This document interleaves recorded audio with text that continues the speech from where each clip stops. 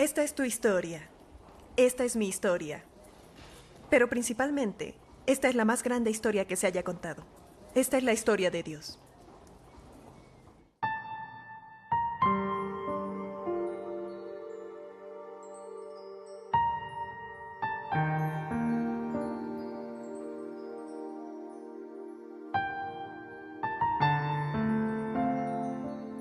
Cuando Samuel entró en años, puso a sus hijos como gobernadores de Israel.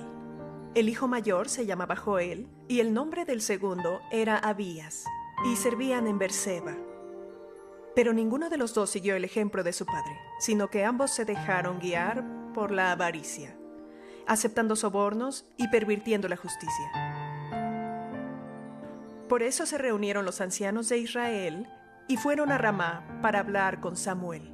Le dijeron: «Tú has envejecido ya y tus hijos no siguen tu ejemplo. Mejor danos un rey que nos gobierne, como lo tienen todas las naciones». Cuando le dijeron que querían tener un rey, Samuel se disgustó. Entonces se puso a orar al Señor, pero el Señor le dijo: «Considera seriamente todo lo que el pueblo te dice. En realidad, no te han rechazado a ti, sino a mí, pues no me quieren como rey. Te tratan del mismo modo que me tratan a mí, pues no quieren que yo reine sobre ellos. Desde el día que los saqué de Egipto hasta hoy, me abandonaron para servir a otros dioses. Así que hazles caso, pero adviérteles claramente del poder que el rey va a ejercer sobre ellos y reclamará sus derechos».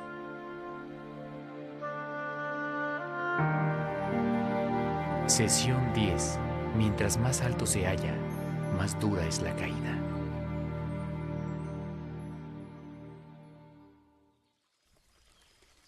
Es difícil para nosotros no querer ser como todos los demás.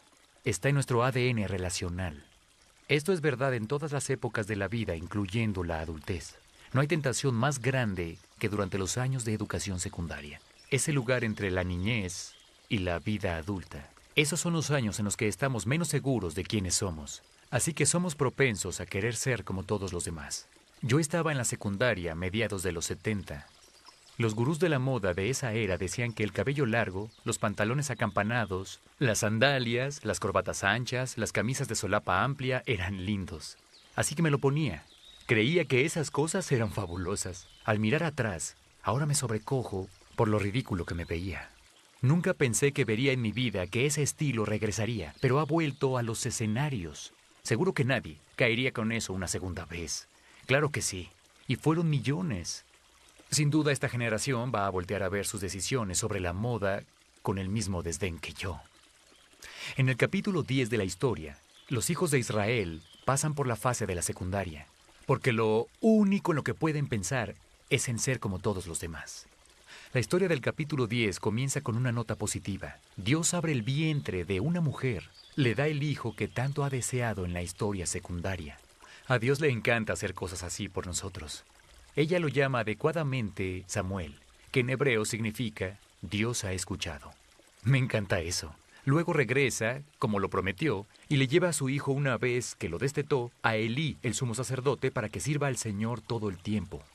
Cada año ella hacía un manto para su hijo y se lo llevaba. Dios le dio 5 hijos más.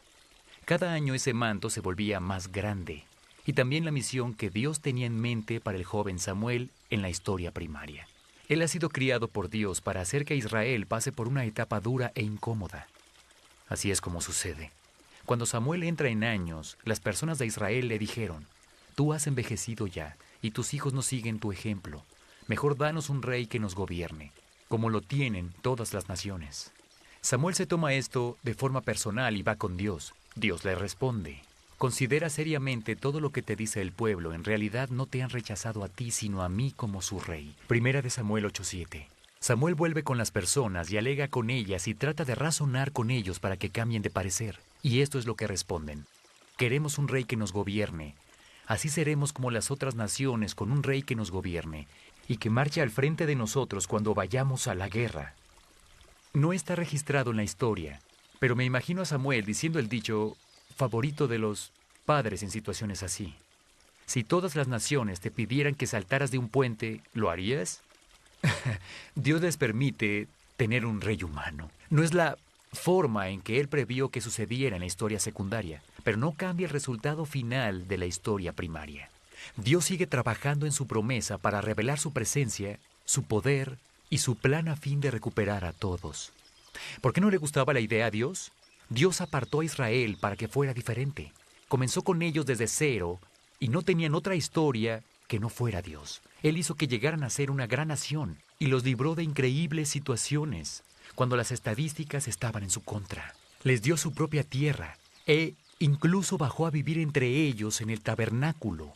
Los bendijo más allá de lo creíble. No hay otra nación como Israel, y por una razón. Dios llamó a Israel para que fuera parte de su plan de la historia primaria. La mejor forma para que las personas vean a Dios es que Dios mismo sea su rey, sin capas de burocracia entre Él y las personas. Pero Dios honra nuestro libre albedrío. El camino que están eligiendo va a estar lleno de dificultades, pero Dios les permitirá intentarlo. Algunos eruditos de la Biblia dirán que esto no es la voluntad perfecta de Dios, sino una voluntad permisiva. El primer rey a quien eligen es un hombre alto y atractivo llamado Saúl. Al ser yo bajito, tiendo a ver a los hombres altos como problemas desde el principio. Sabemos que los amonitas vencieron a un grupo de israelitas. Los israelitas le suplican a los amonitas que hagan un trato con ellos y ellos a cambio estarán bajo su autoridad. Los amonitas les dicen que harán un trato con ellos, pero con una condición: que le sacarán el ojo derecho a todos los varones. El ojo derecho era esencial en la batalla cuando sostenían la espada. Claro, a menos que seas zurdo, como yo. Las personas bajitas y zurdas somos jefes.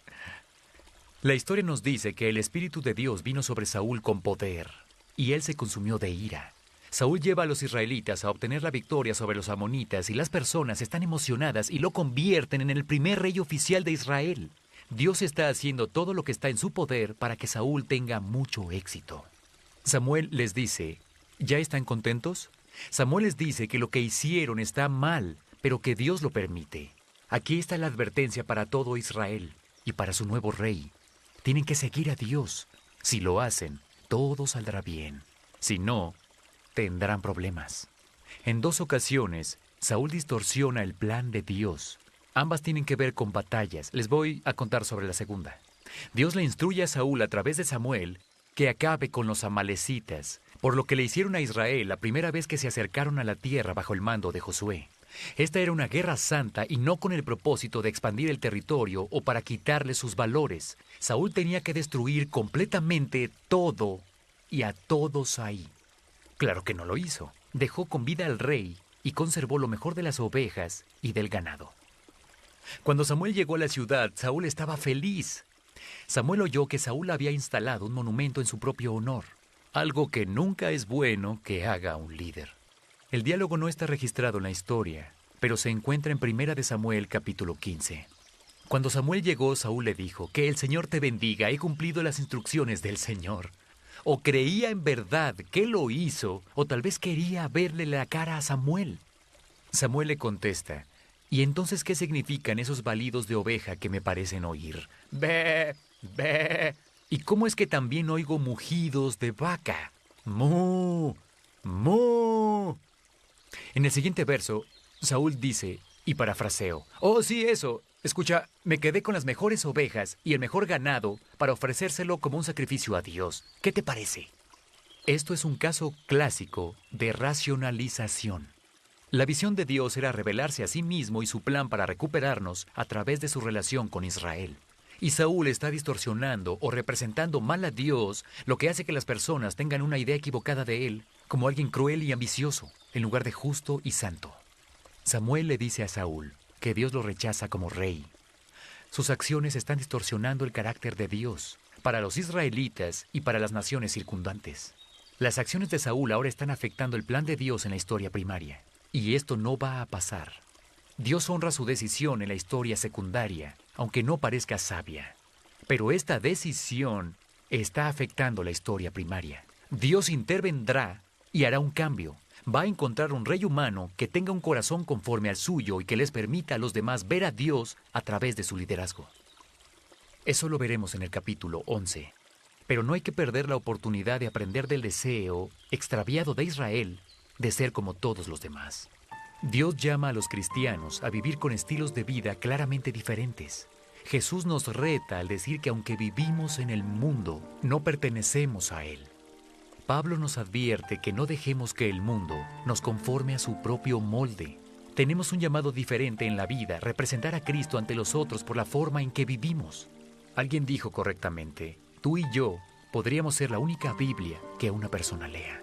No podemos ir a la iglesia todos los domingos, tener calcomanías cristianas en nuestro auto, llevar la Biblia a todos lados y decir alaba al Señor, y entonces ser conocidos como los más malvados del lugar, o actuar de forma diferente en la casa, o ser crueles o sin ética en el trabajo o en la escuela.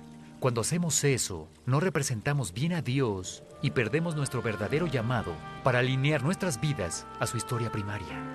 Dios no está buscando a personas que quieran ser como todos los demás, está buscando a personas que quieran ser como Cristo. ¿Cómo quieres verte tú? Discusión del DVD. Por favor, ve a la página 65 de tu guía del alumno y discute el video que acabas de ver.